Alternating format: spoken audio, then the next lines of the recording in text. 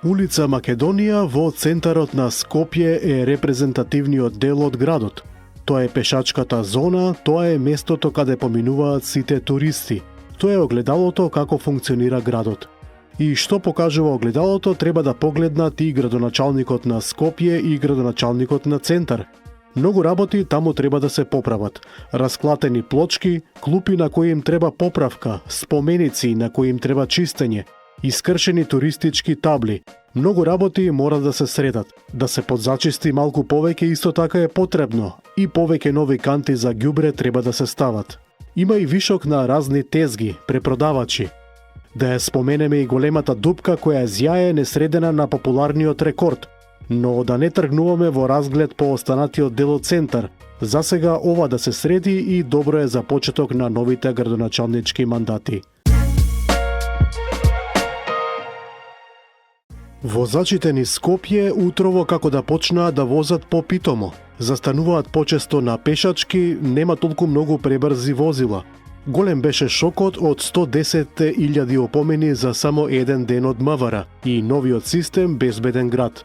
Мнозинството од граѓаните со одобрување го прифаќаат електронското известување за сторениот прекршок и наведената казна за тоа. Неопходно беше нешто вакво за да се воведе ред, се најчестите реакции. Една од дилемите кои сметаат дека треба да се поправи е воведување на толеранција за измерената брзина при возењето. Преминување на две полни линии системот не ги регистрира. Таков смртно загрозувачки ризик не регистрира. А најголемо зло му е ако некој вози со 53 км на час, што може да биде статистичка грешка, реагира еден граѓанин. Го поддржувам проектот, но системот мора да има праг на толеранција барем од 5 км на час во град. Цело време ли ке гледам во брзинометрот додека возам или ке гледам и што се случува на улицата, реагира друг граѓанин. Останува да се види дали МВР ќе ги прифати овие укажувања кои впрочем се и пракса во повеќе земји во Европа. Министерот Панче Тошковски вчера најави дека ќе се разгледа можноста за известна толеранција на брзината. Градоначалникот Орце Ѓоргиевски и представници од угостителската индустрија договорија неколку нужни мерки.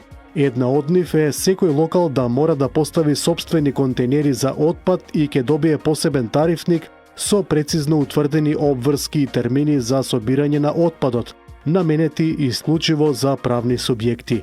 Ѓоргиевски порача дека ваквата промена е неопходна за да се стави крај на хаосот и да се воспостави поорганизирано функционирање во јавниот простор, нагласувајќи дека редот и чистотата се предуслов за модерен и одржлив град.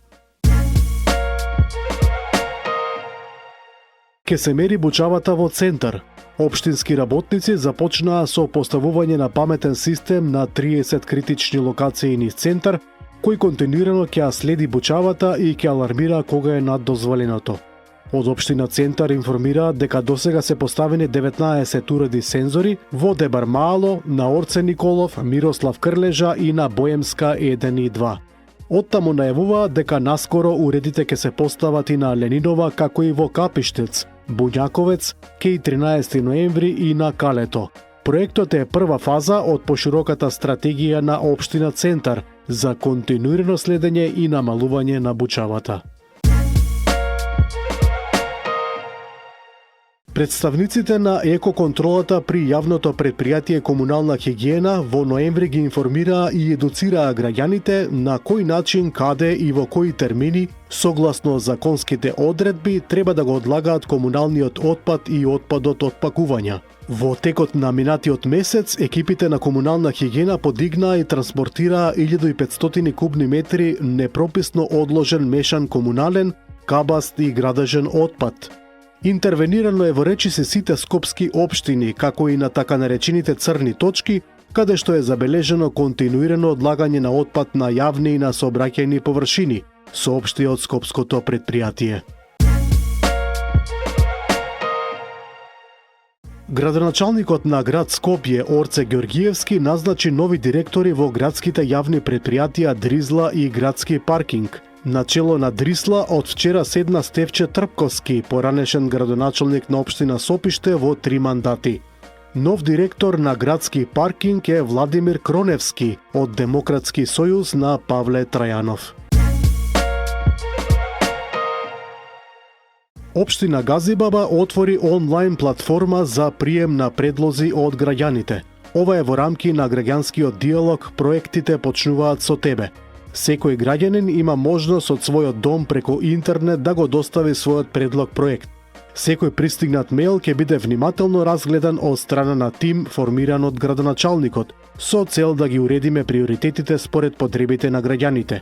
Ги повикуваме сите граѓани активно да учествуваат и да дадат свој важен придонес во развојот на Газибаба, се вели во соопштението од општината.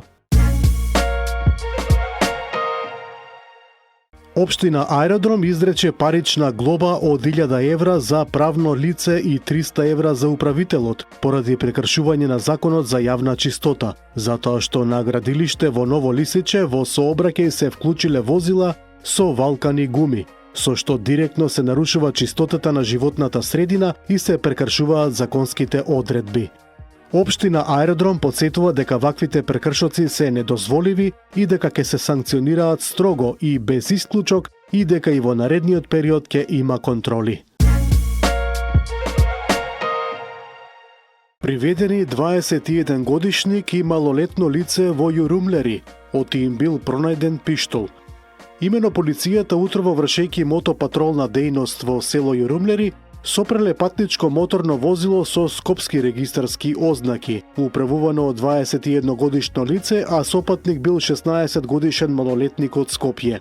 При извршените проверки во возилото бил пронајден пиштол Екол и рамка со 6 куршуми.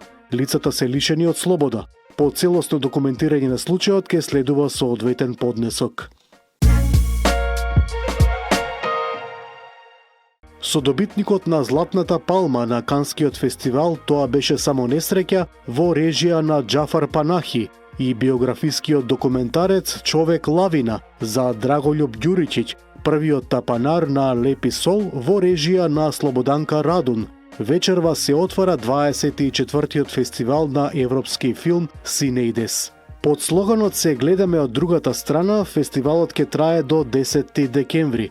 Проекциите ќе бидат во просториите на Младинскиот културен центар, во Кино Фросина и Дансинг салата 25 мај.